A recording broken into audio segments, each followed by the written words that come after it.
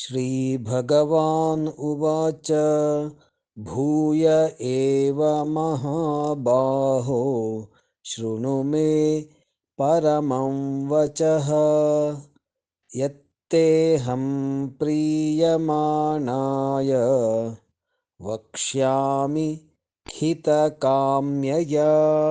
श्रीभगवानुवाच भूय एव महाबाहो भूय एव महाबाहो शृणु मे परमं वचः शृणु मे परमं वचः यत्तेऽहं प्रीयमाणाय यत्तेऽहं प्रीयमाणाय वक्ष्यामि हितकाम्यया वक्ष्यामि हितकाम्यया।